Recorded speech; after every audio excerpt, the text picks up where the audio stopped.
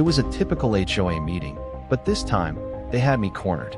I was sitting there, watching the smug faces of Mr. Thompson and the rest of the board as they spoke in that condescending tone.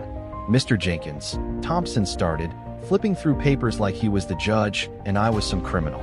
"We've decided to revoke your parking privileges. You've parked in the wrong spot for too long." I clenched my fists under the table. My heart raced. This wasn't just about a parking space. This was about their control. They thought they could push me around just because they had the power. You see, this wasn't just a spot.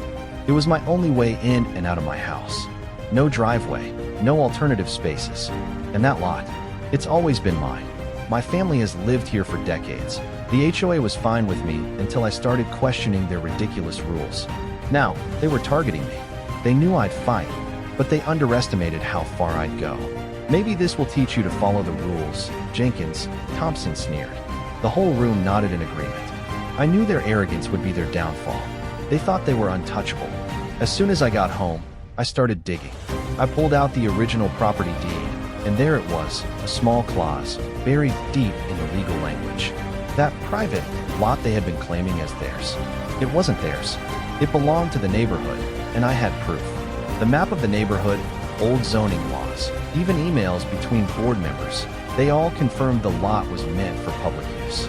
I wasn't just fighting for a parking space anymore. I was fighting for my rights. I printed out everything, the deed, the map, the zoning law, and I filed a complaint with the city. Then I showed up at the next HOA meeting, uninvited. Thompson and the board didn't see me coming. I walked in, sat down, and calmly slid the documents across the table. Their faces turned pale.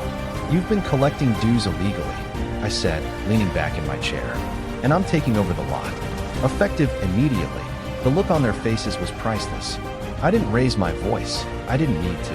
The documents spoke for themselves. They tried to argue, but their words faltered. I already had the city on my side.